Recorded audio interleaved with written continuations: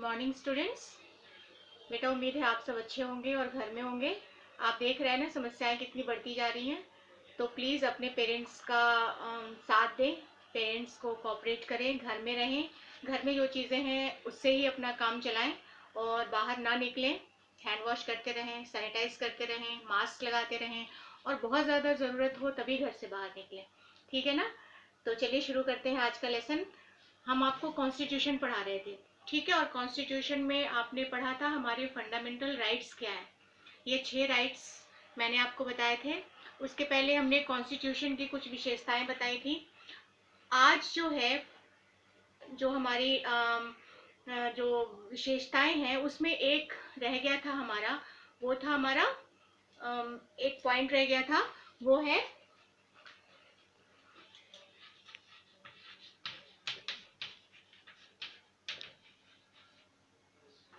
Constitution पढ़ रहे थे और बहुत सारी हमने की फीचर्स पढ़ी थी इसकी, ठीक है ना, आपको याद होगा। पार्लियामेंट्री फॉर्म ऑफ गवर्नमेंट पढ़ा था हमने, उसके बाद हमने सेपरेशन ऑफ पावर्स पढ़ा था, ठीक है। अभी हम पढ़ेंगे इसके अंदर जो एक इम्पॉर्टेंट की फीचर है हमारे कॉन्स्टिट्यूशन का, वो है सेक्युलरिज्म, ठीक है। सेक्युलरिज्म मतलब क्या होता है, इसकी हिंदी क्या होती है? इसकी हिंदी होती है धर्म निरपेक्षता। यहाँ लिख देते हैं धर्म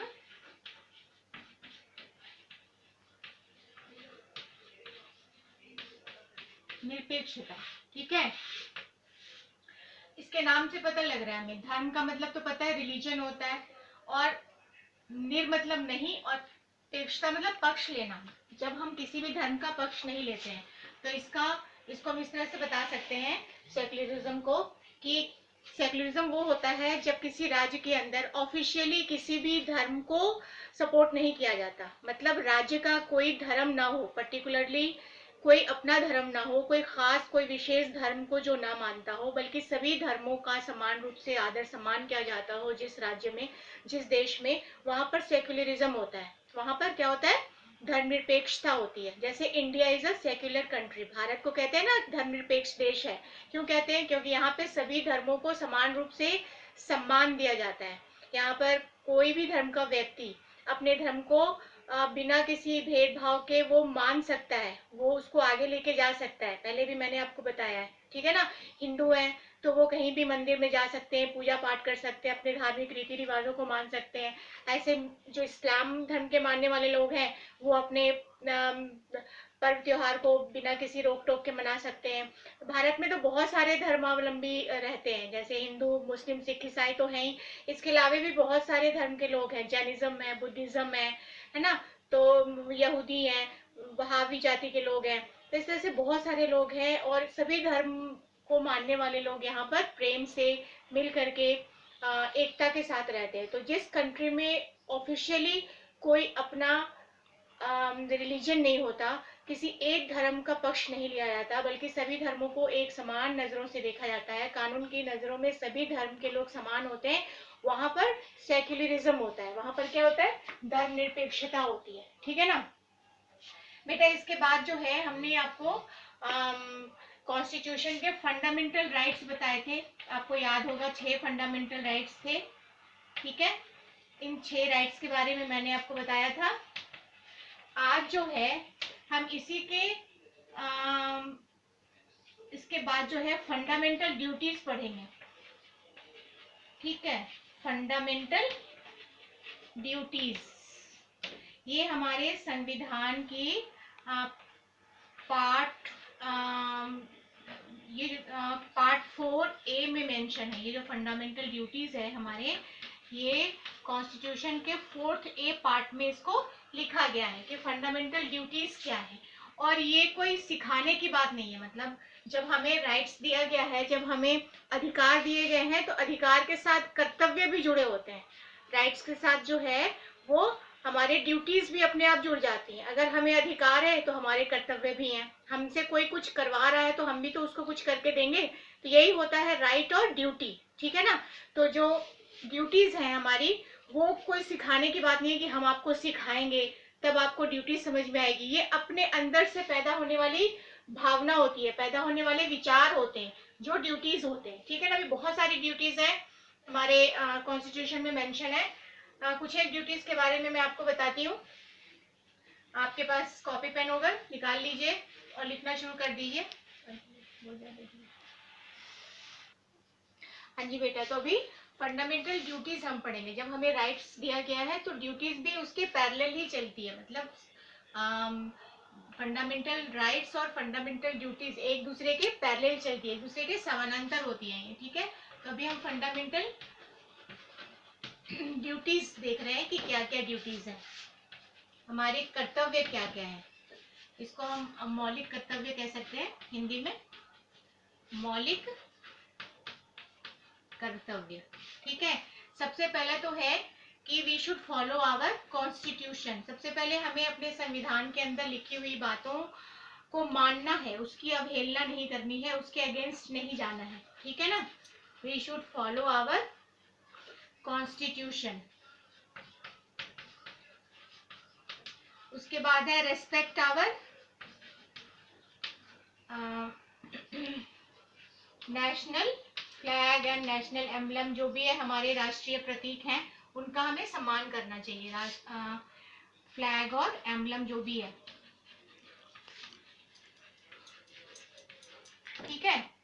respect our national flag and national emblem. उसके बाद है कि हमें जो है अपने राष्ट्रीय गान का भी सम्मान करना है, हमें अपने झंडे का सम्मान करना है, हमें ब्रदरहुड फैलाना है, स्प्रेड ब्रदरहुड, हमें भाईचारे की भावना को बनाए रखना है और उसे स्प्रेड करना है पूरी सोसाइटी में, अपने समाज में, अपने देश में समानता और भाईचारे की भावना को फैलाना है। उसके बाद है हमारा प्रोटेक्ट आवर नेचुरल इन्वायरमेंट, हमें जो अपना जो इन्वायरमेंट है उसको बचाना है। प्रोटेक्ट नेचुरल इन्वायरमेंट, प्रकृति को बचानी है, जो हमारे आसपास जो भी प्राकृतिक चीजें हैं उसकी रक्षा करना भी हमारा कर्तव्य है, ठीक है। उसके बाद है प्रोटेक्ट आवर नेशनल प्रॉपर्टी, जो भी हमारी संपत्ति है, राष्ट्र की संपत्ति है, उसकी हमें रक्षा करनी है। बहुत सारे लोग देश की संपत्ति को अपना नहीं मानते तो उसको नष्ट करना शुरू करते हैं, उसको बचाते नहीं बल्कि उसको और तोड़फोड़ करते हैं। जैसे कभी बस में आग लगा दी, कभी ट्रेन में आग लगा दी, कभी रोडवेज को नुकसान पहुंचाया, कभी रेल की पटरी उखाड़ दी, कभी कुछ तो कभी कुछ। तो ये सब हमारे जो है, ये सब हमारे राष्ट्रीय संपत्ति है, तो हमें इसकी रक्षा करनी चाहिए, बिल्कुल अपनी संपत्ति समझकर। देश की संपत्ति अपनी संपत्ति है, तो ये भावना हमारे मन में होनी चाहिए और ये हमारा कर्तव्य है कि हम अपने नेशनल प्रॉपर्टी की रक्षा करें। उसके बाद है हमारा प्रोटेक्ट आवर हेरिटेज, है ना। ये जो हमारा हेरिटेज है, हेरिटेज मतलब जो हमारे पुराने जितने भी ऐतिहासिक भवन और जो भी हमारे देश के धरोहर हैं, हमें उसकी भी रक्षा करनी चाहिए। प्रोटेक्ट आवर नेशनल या प्रोटेक्ट आवर हेरिटेज, ठीक है ना। हेरिटेज मतलब होता है धरोहर, हमें इसको गंदा नहीं करना है, हमें इसको बचा के रखना है, हमें साफ सुथरा रखना है। बहुत जगह पर मैं देखती हूँ, कभी घूमने जाओ आप, किसी हिस्टोरिकल प्लेस में चले जाओ, कुछ देखने चले जाओ, तो आपको बहुत सारे ऐसे लोग मिलेंगे जहाँ गंद फैलाते हुए नजर आएंगे। जैसे कुतुब मीनार चले गए, वहां देखा खाया, दीवारों पे कुछ लिख दिया, कुछ भी दिल बना दी, कहीं किसी का नाम लिख दिया, कभी कुछ गालियां लिख दी, है ना। गंदगी फैलाते हैं, उसको खराब करते हैं, उसको जो है प्रोटेक्ट नहीं करते। तो हमें हमेशा ये ध्यान में रखना चाहिए कि जो हमारे जो विरासत है, जो पुरखों ने हमारे लिए छोड़ा है, उसको हमें जो है बचा के रखना है, उसको सुंदर बनाना है ना। तो हम उसको कैसे प्रोटेक्ट करें, हम उसको कैसे सरवाइव करें, आगे की जनरेशन के लिए हमें उसको बचा के रखना है, हमारे हेरिटेज को। तो ये सारी बातें हैं जो कि हम अपनी ड्यूटी समझ करके इसका हम पालन कर सकते हैं, ठीक है ना। और जो है ये सारी चीजें, अब देखिए मैं एक बार पढ़ देती हूँ। We should follow our constitution, ये तो पता ही है, संविधान में लिखी सभी बातों को हम सबको मानना है, इसकी अवहेलना तो किसी कीमत पे नहीं करनी है। फिर हमें अपने राष्ट्रीय झंडा, फिर जो भी प्रतीक है हमारा, उसके बाद हमारा राष्ट्रीय गान है, इन सब का हमें सम्मान करना है, हमें इन सबको सम्मानित करना है और कभी भी इसका हमें अनादर नहीं करना है। हमें अपने ब्रदरहुड की भावना को फैलाना है अपने समाज में, इन्वायरमेंट की रक्षा करनी है, फिर हमारी जो प्रॉपर्टी है, जो देश की संपत्ति है, उसको बचा के रखना है, फिर हमारे धरोहर को बचा के रखना है, उसको संभालना है आगे की जनरेशन के लिए। ठीक है।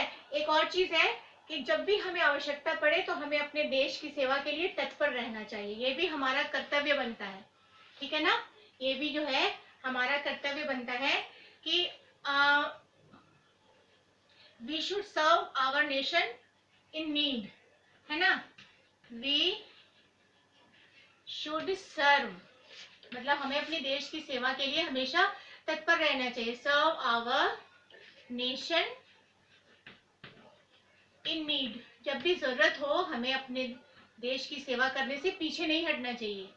सेवा हम किसी भी तरीके से कर सकते हैं, ये जरूरी नहीं कि हम सेना में शामिल हों, हम बॉर्डर पर खड़े हों, हम पुलिस में भर्ती हो तभी हम अपने देश की सेवा कर सकते हैं।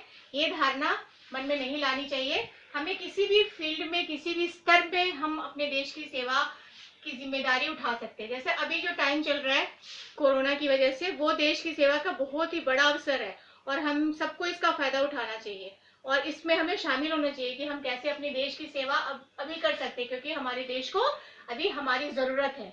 ठीक है ना, तो अभी हम घर में रहें, जो भी जरूरतमंद लोग हैं उनको हम मदद करें। अभी गवर्नमेंट जो हमें बता रही है हम उसको फॉलो करें, तो यही सब सेवा है और इस तरह से हम अपने देश की सेवा कर सकते हैं। तो ये फीलिंग हमारे अंदर होनी चाहिए, ये कर्तव्य होना चाहिए हमारा कि जब भी हमारे देश को जरूरत पड़े हम उसकी सेवा करने के लिए तत्पर रहें, चाहे हमें सेना में जाकर सेवा करनी हो, चाहे पुलिस में भर्ती होना हो, किसी भी फील्ड पर हम अपने देश की सेवा कर सकते हैं। तो ये सारे हमारे क्या थे, फंडामेंटल ड्यूटीज। ठीक है ना, अभी फंडामेंटल राइट देखा, अब ये फंडामेंटल ड्यूटीज है। आप सब इसको उतार लीजिए, आगे के जो वर्कशीट्स हैं वो इन पर ही बेस्ड होंगी। ठीक है, तो ये चैप्टर आपका खत्म हो गया। अब अगला चैप्टर मैं अगली वीडियो में बताऊंगी आपको। ठीक है, बाय बाय।